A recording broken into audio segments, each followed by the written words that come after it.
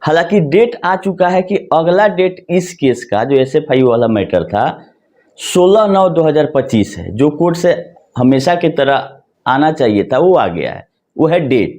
अगला date 16/9/2025 portal पे update हो गया है। ऑर्डर अभी अपलोड नहीं हुआ है कि क्या, जैसे 17 बार आगे बढ़ा दिया गया था डेट, क्या 18वीं बार भी आगे डेट बढ़ा दिया गया बिना सुनवाई के, या सुनवाई हुआ तो उसमें क्या हुआ, ऑर्डर आने के बाद पता चलेगा।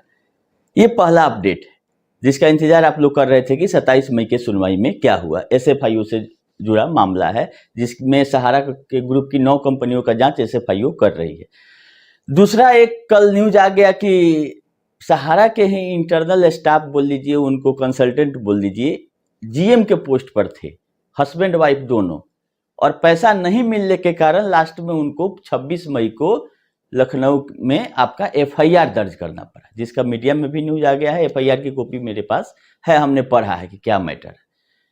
अब एक जीएम लेवल के अधिकारी को, जो कि 5 साल काम किए हैं, 2016 से 2020 तक वो काम किए हैं सहारा के लिए, और सीनियर कंसल्टेंट के रूप में, उनकी वाइफ भी 81,000 के सैलरी पे थी, उनका सैलरी 4 लाख से 5 लाख रुपया था।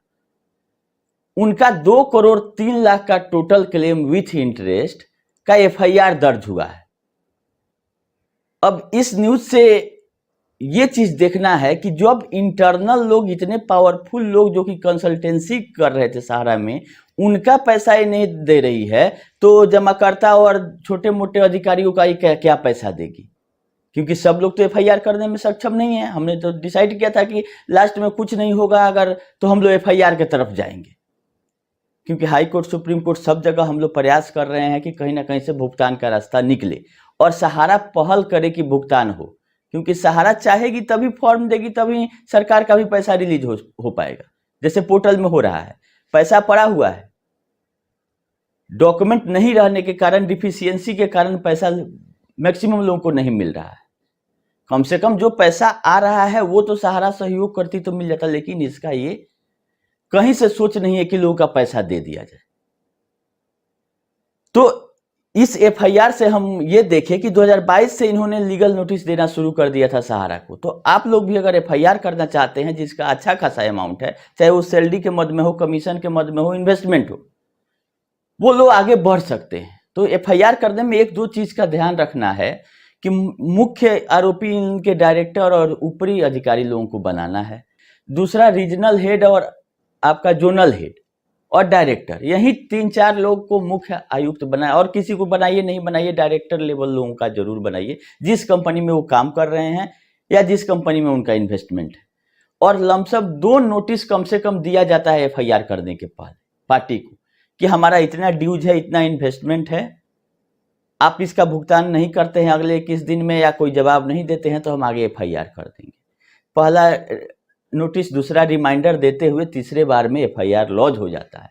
ये 2022 से ही कम्युनिकेशन शुरू कर दिए थे सहारा से, जो एफआईआर जिनका लॉन्च हुआ है, कि हमारा बाकी है और पैसा आप दीजिए। लास्ट में 5 लाख रुपए इनको मिला भी है, 2 लाख पत्नी के अकाउंट में, 3 लाख इनके अकाउंट में 2023 में।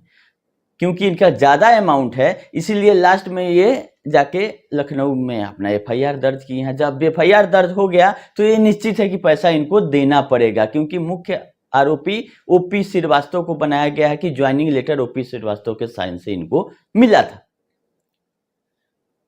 तो पीछा छुड़ाने से नहीं होगा। और भी 4-5 जो एचआर हेड है, 5-6 लोगों को और भी सहारा ऑफिशियल के नाम पे भी अभियुक्त बनाए हैं। लेकिन जिनका एफआईआर इतिहास यही रहा है कि जिनका एफआईआर लॉन्च हो गया उनका सेटलमेंट करने के अलावा कोई रास्ता नहीं रहता है सहारा के पास, भुगतान करके सेटलमेंट ही करना पड़ता है। हम बिहार में पीआईएल जो कर लगा रहे हैं उसमें भी एफआईआर का जिक्र हो रहा है, जो भी 10-20 एफआईआर हैं उसका जिक्र हम लोग कर रहे हैं। लेकिन केवल और केवल एफआईआर वाले लोगों का पैसा मिल जाएगा, इससे तो पूरे देश का काम नहीं चलेगा। तो हम लोग इस मोड में नहीं जाने के लिए तैयार थे कि सब लोग एफआईआर करें। लेकिन लास्ट में जब हम लोग पीआईएल्स में भी मान लीजिए इंटरटेन होता है तो ठीक है, नहीं होता है तो कोई उपाय नहीं है। माननीय सुप्रीम कोर्ट में भी केस का इंतजार कर रहे हैं हम लोग, आइए लगा रहे हैं। जब कहीं से कुछ नहीं होगा तो लास्ट रास्ता एफआईआर का ही बचता है। हम कोशिश नहीं कर रहे थे कि लोग परेशान होंगे, इतना जल्दी एफआईआर लोग लेता नहीं है, पैसा खर्चा होता है, दौड़ना पड़ेगा कि लोगों को हम दौड़ाएं। लेकिन ये चीज़ पीआईएल पटना वाला माननीय सुप्रीम कोर्ट का एक आध महीना में अगर छुट्टी के बाद सुनवाई होता है तो वो नहीं होता है, तो लास्ट में आपके अपने नज़दीकी थाना में जाके एफआईआर ही इनके विरुद्ध करना होगा, तभी जाके पैसा मिलेगा, ऐसा लग रहा है। क्योंकि किसी को ये बकस नहीं रहे, चाहे स्टाफ हो, चाहे एजेंट हो, चाहे इन्वेस्टर, और एफआईआर जब लॉन्च हो जाएगा तो इनको पैसा देना ही पड़ेगा। उसमें कहीं एक्सक्यूज नहीं चलेगा कि सहारा से भी चल रहा है कि क्या चल रहा है। हालांकि किसी कोर्ट से पेमेंट देने पे रोक आज तक नहीं है, और जो भी पैसा सहारा से भी में जमा है वो रियल एस्टेट हाउसिंग के केस में जमा है, और 90% से ज़्यादा जमाकर्ता सोसाइटी के हैं, जिसका पोर्टल पे क्लेम 90,000 करोड़ के आसपास का गया है। तो प्रयास हम लोग कर रहे हैं। पटना में पीआईएल में भी ये भी जिक्र हम करवा दिए हैं कि अगर पीआईएल नहीं ये होता है तो बिहार भर के जमाकर्ता एफआईआर करेंगे तो विधि व्यवस्था यहाँ की खराब हो सकती है। इसीलिए पीआईएल करके कोर्ट कोई रास्ता निकाले और इनसे लोगों का पैसा दिलवाए। सब लोग मजबूर हैं केस करने के लिए, और कोई रास्ता नहीं है जिससे कि भुगतान मिल जाए। किसी का आता पता सहारा की तरफ से नहीं है। और बात करने के लिए कुछ मूर्खदानी आज भी आके बात करेंगे कि जियो सहारा जय सहारा, तो जाके उनसे बात करो ना, जो कि ये जीएम के पोस्ट पे थे और 4 साल काम करने के बाद सैलरी नहीं देने के बाद एफआईआर कर दिए। क्या वो मूर्ख हैं जो एफआईआर कर रहे हैं? जो आराम से पैसा सहारा दे देते, एफआईआर का क्या जरूरत था? तो आप लोग इस भ्रम में नहीं रहें कि सहारा पैसा ऐसे दे देगी, या कोर्ट का डंडा पड़ेगा तब देगी, या एफआईआर होगा उतना आप मजबूती से लड़िएगा तब देगी, पैसा निकालना पड़ेगा।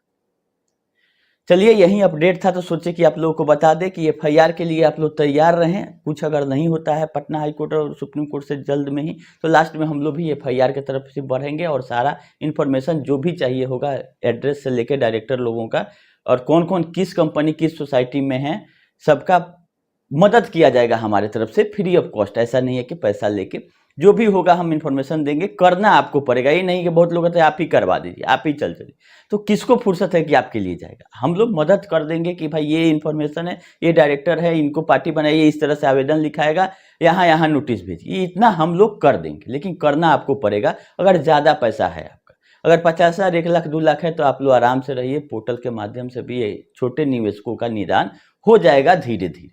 लेकिन ज़्यादा है तो हमको नहीं लगता है कि ये देने आ रही है, क्योंकि इंटरेस्ट का कोई जिक्र नहीं है, डेथ क्लेम का भी कुछ नहीं हो गया। सब लोग मैसेज कर रहे हैं 2023 के बाद का क्या करेगी।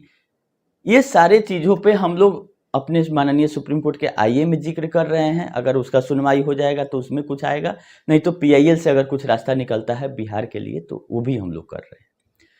दूसरा, आज माननीय मोदी जी का रोड शो है पटना में। देखिए, रोड शो में तो खाली शोकेस ही किया जाता है। जो दिक्कत है वो परेशानी कोई बताने के लिए जाएगा नहीं, जाएगा तो उसको भी पुलिस भगा देगी।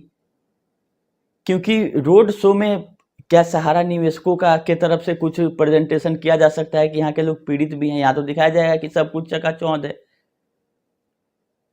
क्योंकि हमको लगता है कि जो पोर्टल पे क्लेम गया है 50% ऑफ क्लेम बिहार से होगा, और इतने बड़े जमाकर्ताओं के बावजूद बिहार में कुछ नहीं हो रहा है।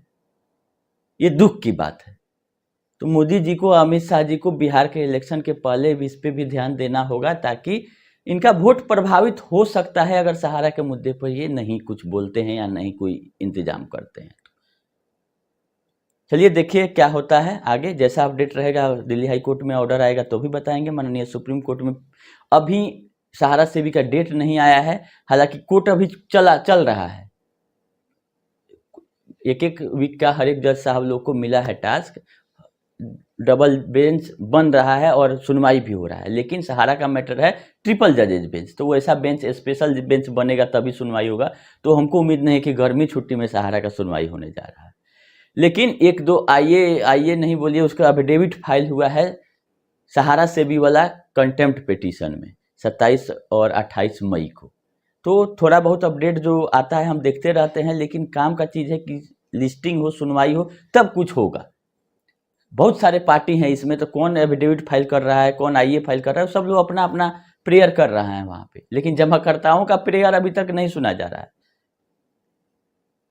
तो केस में तो अपडेट होते रहता है क्योंकि कोर्ट खुला हुआ है पार्टियली, लेकिन सुनवाई का उम्मीद नहीं है कि गर्मी छुट्टी में होगा, क्योंकि 2-2 जज ही बैठ रहे हैं एक बेंच में, 2 जज ही। तो ट्रिपल जज बेंच जब बैठेगा तभी जाके सुनवाई होगी सहारे से भी की, तो उम्मीद नहीं है कि गर्मी छुट्टी में होगा। हालांकि क्यों नहीं हुआ इसका आज तक क्लियर नहीं हुआ। आरटीआई करके भी हम देख लिए सेबी में कि उन्होंने नहीं बताया कि मीडिएशन का कोई इन्फॉर्मेशन मेरे पास है, क्योंकि मीडिएशन पोर्टल पर दिखा रहा है। तो मीडिएशन का इन्फॉर्मेशन सेबी को नहीं है, या सेबी के जो आरटीआई का इन्फॉर्मेशन प्रोवाइड करते हैं सीपीआईओ, उनके पास नहीं है। वो तो बोल रहे हैं कि हमारा काम नहीं है कि हम इन्फॉर्मेशन खोज के लाके आपको बताएं। यही लॉजिक दिया गया है कि हमारे पास मीडिएशन का कोई इन्फॉर्मेशन अवेलेबल नहीं है, और जो इन्फॉर्मेशन देते हैं आरटीआई में उनका काम ये नहीं है कि इन्फॉर्मेशन खोज के लाएंगे, उनका काम है कि जो उनके पास इन्फॉर्मेशन अवेलेबल है वहीं देंगे। ये सब बड़ा बहुत सारा लॉजिक है जिससे कि पता कुछ नहीं चल पा रहा है, ताकि हम आप लोगों को बता सके।